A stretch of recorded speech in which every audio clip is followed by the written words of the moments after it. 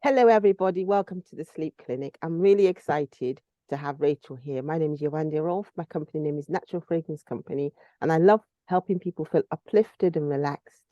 And I started this sleep clinic to help people find solutions to sleep, rest, and relaxation. And I'm really excited to have Rachel here. Rachel's an amazing lady who does amazing Tai Chi and Quietude Community. Also, Rachel does loads of studying. She's very intellectual and has lots and lots of knowledge. She's very also humble. She's amazing. So over to you, Rachel. Please help us to sleep, rest, and relax better. Thank you. Thanks, Yewande. Thanks for having me today. I'm quite excited to talk about calmness because I was on a podcast recently and a lovely guy, Chris, and he just wanted me to talk about myself, which is not what I'm here for. So it was nice and I enjoyed speaking to him. But thank you for letting me talk about calmness and sleep. So what I decided to talk about today was the thing that underlies all the main components of calmness, or the areas of calmness that I'm passionate about. So when I write about calmness because of all the wonders it's done for me and how broad a topic I see it. But often people just jump straight to temper. So that's probably what they need to work on first. Because if I say the word calmness and they're thinking about anger and temper, then that's the most immediate thing that came up for them, right? But there is, other than overreacting and temper, there's also the calmness of your body, the tension that you hold in your body and how that drains your energy. We'll do unnecessary things that cause energy, like put our shoulders up here when we're stressed and keep them there. Okay. So that's using a lot of energy. Also, thinking burns energy. And if your thoughts are negative, you're burning even more energy. So there's also overactivity. Your calendar could be calmer if you're honest. If you're imbalanced, you're probably doing way too much, you're over ambitious, you've got too many work tasks on your list, and that is also a massive area to seek balance and calmness in. Then there's overbuying, overconsumption, and how that affects your environment, your home. Because if you have not started practicing gratitude daily yet, then you're not connecting to your contentness. So you're coming from a place of desire. I want this, I want that, I need that. That's not calm, that's not content. And so that could also be decluttered, reduced for balance and calmness. And now all those things have the gel that combines all these things. If you think about it, overreacting, overthinking, adding unnecessary tension to our bodies, overactivity, overbuying, what do they have in common? Energy. Energy is the key to calmness. Energy governs function. So you need it. You need it for your eyes to work, your senses, your smell. You need it to perceive colors. You need it to listen. You need it to act. You need it to sleep. You need it to digest food. So if you don't save your energy routinely and think about that, especially as you're aging, start to consider how you treat your energy. Do you value it, for a start? Because I know I didn't. I abused my energy. I hardly slept. I hardly rested until I learned the hard way. And that's why I'm here to inspire calmness now. I care so much about helping you not get into the mess that I did. So if you can catch yourself now before you burn out, just from me saying some words, then this 10-minute talk's been more than worth it. So sleep, let's get them sleep. Sleep alone is not good rest. It's not. And actually, if you're honest with yourself today, how are you sleeping? Do you get full cycles of sleep? Do you sleep throughout the night peacefully? Do you toss and turn? Do you have nightmares? Do you struggle to even fall asleep? Okay. So you might be at step one of admitting that you don't get enough rest from your sleep. So we go back to energy.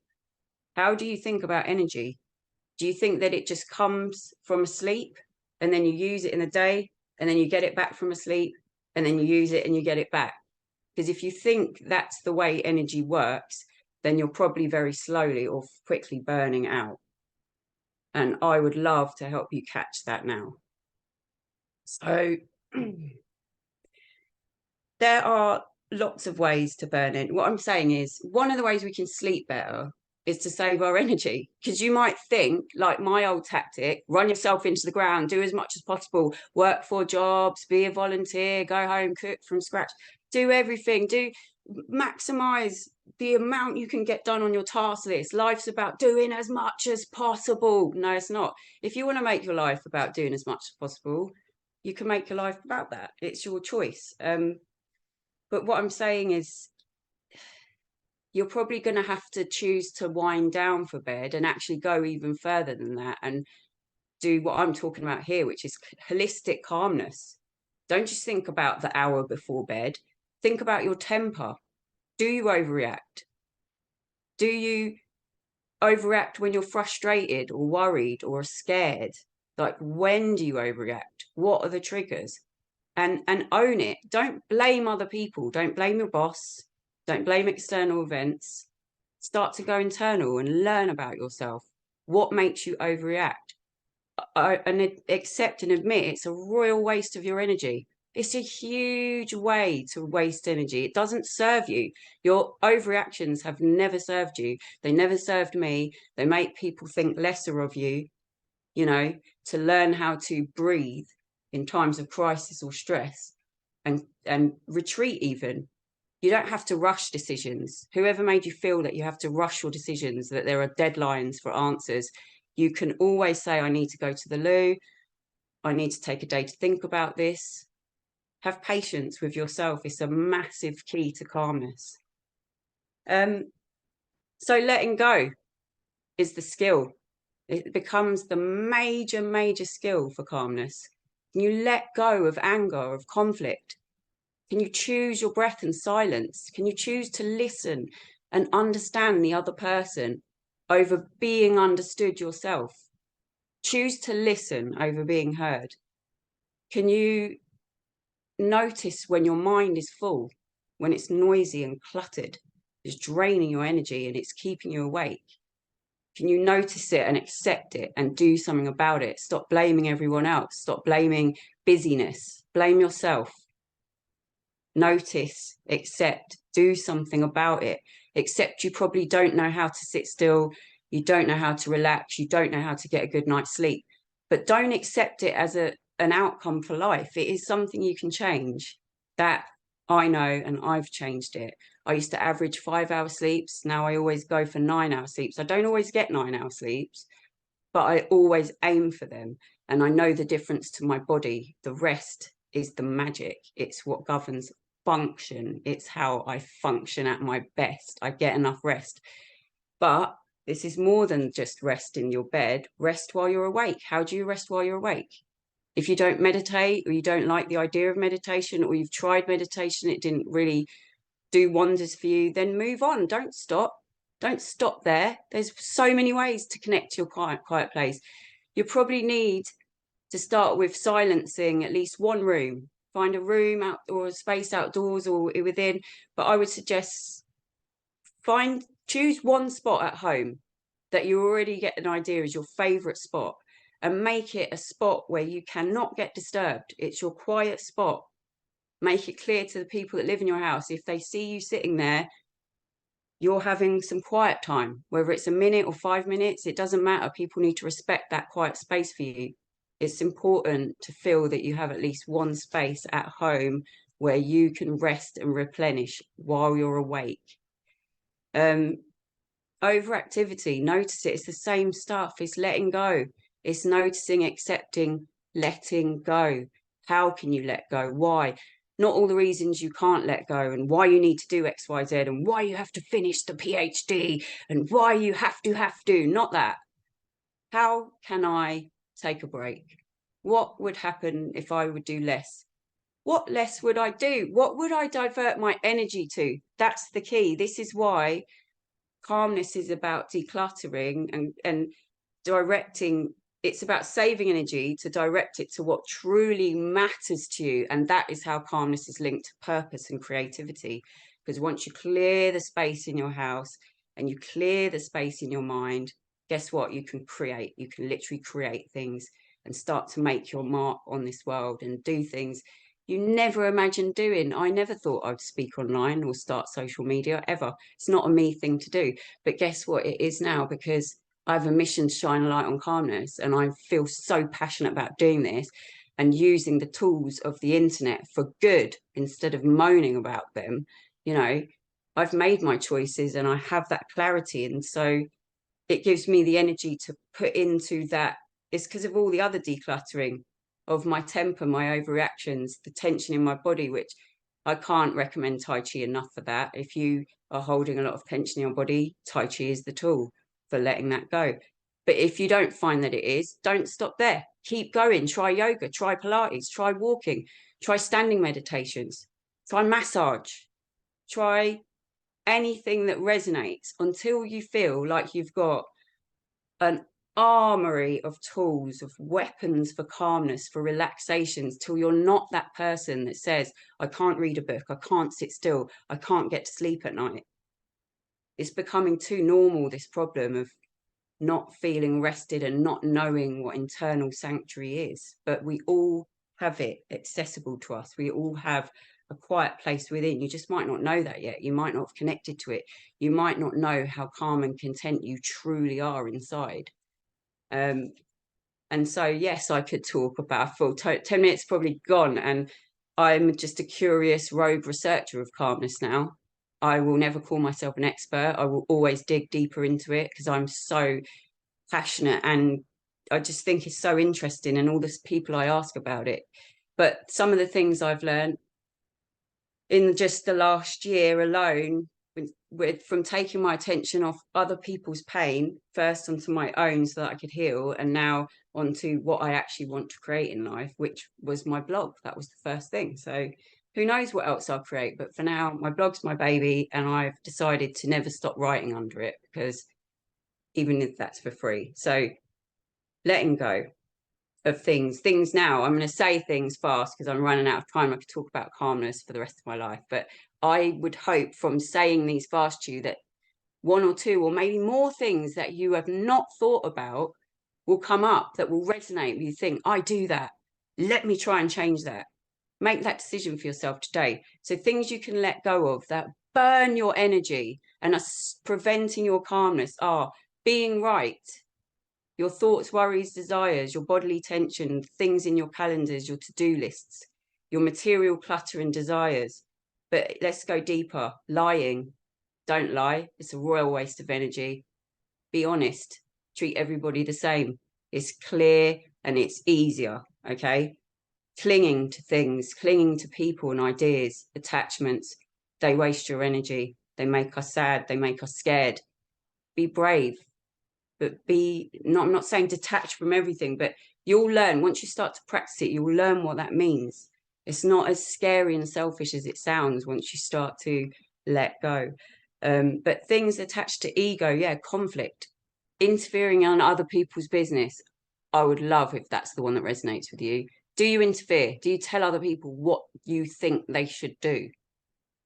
And do you do it when they've come to you with sadness, or they've come to you support and you say, oh no, don't do that, or don't interfere. Listen. Interfering never helps the other person or you. It doesn't make your relationships better. It doesn't make the other person feel understood or supported, and it is a royal waste of your energy. It prevents your calmness, like rushing, like seeking glory instead of delegating and letting other people shine, like blaming everything else but yourself, like rigid thinking. I must. Learn how to be flexible like the tree that can bend in the wind to be stronger. Your dissatisfaction with the world is probably the one I would start with. Where are you dissatisfied? What do you moan about? How often do you moan? Own that about yourself and change it. It's not pretty. It's not fun to be around. You are railing against what is, basically. All your shoulds, woulds and coulds, let them go. I should, I could, I would. That's not reality. What is reality.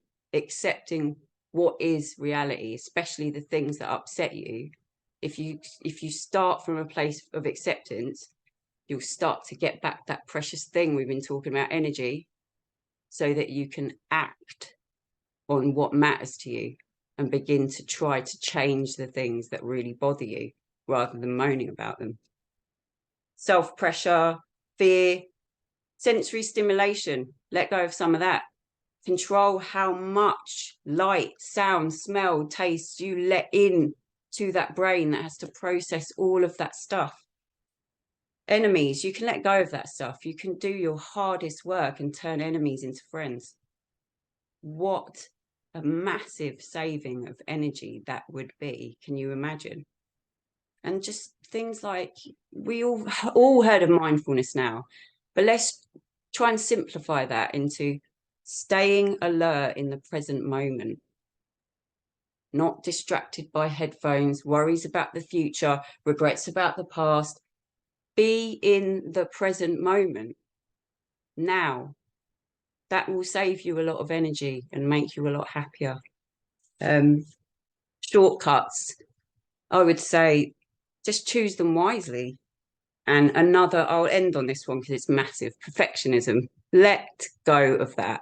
Find ways to let go of that. It's an energy burner, and it kills creativity too. You can't be your best self if you're seeking perfectionism. And also, just to add, in case it's helpful, perfectionism is a delusion. It requires a static state. It's like, that's it, there it is, and there it is forever. No, the world does not work like that. Everything is in flux. Everything is always changing, even if you can't perceive the change. So actually, there's only two things to do there. Learn how to perceive the changes faster and learn how to respond to the changes. But yeah, I feel like I just became a bit of a bully for calmness, but hopefully it's more my passion to help, and the fact that I've had to learn a lot of these things the hard way. And so if you've listened to this today and I've made you think about energy in even a slightly different way, then I know I've helped you. If any of this ever rings back, I have my Tai Chi students say to me a lot, "You were ringing in my head today, don't lock your knees," and stuff like that. And I always laugh, but I think it's so funny that I've said things that ring in people's heads. But hopefully some of this will, because I happen to think it's the most useful stuff I've said about calmness to date. Save your energy. Yeah, thank you. I really enjoyed listening to all of that, and I've taken copious notes. What I just wanted to say is, it's true. When you talked about blaming yourself, I think sometimes that can be a bit negative, because I used to blame myself and then feel powerless. So I think it's more empowering for me if I take responsibility. That's the what I word. meant. That's, yeah, take responsibility. Yeah, because the way I relate to the world is like, sometimes I have all those things. I'm only human. I have anger, perfectionism, tension, etc. But Yep. when I take responsibility to say, this is the way I'm looking at something, I could change. I find it more empowering to say, this Yes. I No, may you're be totally mistaken. right. Yeah, I may be mistaken. Yewande, I'm half Irish and I speak so fast. I'm always at danger of saying the not the optimal word. And Yeah. words are only a tool to convey meaning. So you're always going to lose someone. They're going to misinterpret.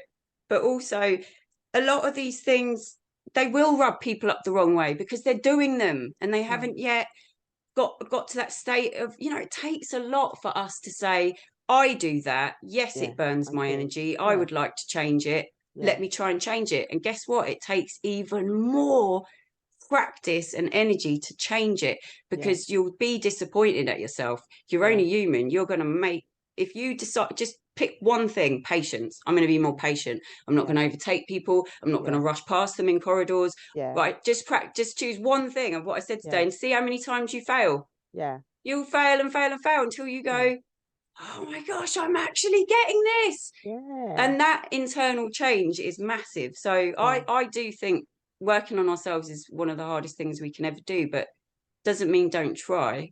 So yeah, yes, blame.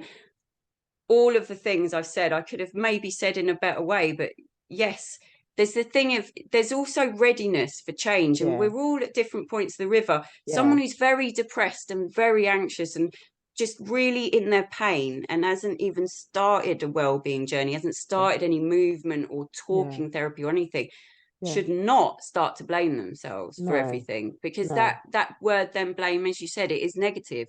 I did this, I did that, it's all me, I'm useless. That's not what, so I'm not talking about I'm useless. It's what you, the word you said is empowerment. It's responsibility and empowerment. And it's not about, I guess it becomes, instead of blame about everybody else, it becomes about what can I change in me.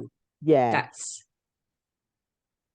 what's different. And also I think one of the things I'm really passionate about, as you know, is getting support, because a lot of us need support. We need to be accountable. We need to see that, oh, there's a light at the end of the tunnel. So it's hopefully something to motivate us to say, if I let go of anger, if I let go of tension, if I don't overthink, I sleep better, I rest better, I feel better. And then people notice it, and I notice it myself. And then I carry on doing it because of the rewards and the motivation to carry on doing it. So I'm hoping that we're motivated. That's it. It's the benefits, the feelings. We have to feel our way through life. That's what I've realized. Most of us are thinking our way through life. Tai Chi helps you to let go of thinking, but there's lots of things that can do that. It can teach you how to be, not become, not to frontal lobe, analyze everything, just be. But it's all stuff that needs testing out by the individual in their own way. And then you have to stop and say, how do I feel about this? Not what do I think about meditation? How did it make me feel? And the more you recognize the things that make you feel really good or relaxed or rested, the more you choose them. Hence, for about the third or fourth year in a row, we're going to Centre Parks as a family instead of abroad on a plane. And it's a massive change. And I wonder if I should become an ambassador for them, because I speak to people about this all the time. And then they go, I'm going to book Centre Parks. What a great idea. Why do I go and exhaust myself abroad? So, rest, just noticing and being honest with yourself is a massive skill, isn't it? Thank you so much. It's been wonderful having you at the sleep clinic, and I'm sure it will help lots of people. Thank you, Rachel. Thank you. Just let me add one thing. I always have to. Please do. All these things I said let go of, let's just be clear, the goal is never elimination. Calmness is about balance. You've got to notice your excesses and balance them out, and notice where you're throwing energy around that's wasted for you and not connected to any vision of where you want to go. That's it. And then reel it all back in. Think of your energy reserve as a special place that you need to honor and respect, and find ways to put energy in. It can't be created or destroyed, it has to be transferred. So how do you transfer it into your reserve? Beautiful. And what I should probably say too is just a few ideas, because that's what Quietude Community is about. So crafting, finger knitting, drawing, doodling, walking, Pilates. I mean, I could go on and I will, but I think that anyone can find something quite quickly, because we all have personal resonance. So it's about not getting too detached from that. Just follow it. What do you think is going to make you feel calmer or more rested or sleep better today? And follow it. Google it. Buy one. Do whatever it is. Borrow one. Just move towards that, and it will happen. What we put our energy into does amplify. That's the good news. So great. Thank you very much, Rachel. Thank you. Thank you.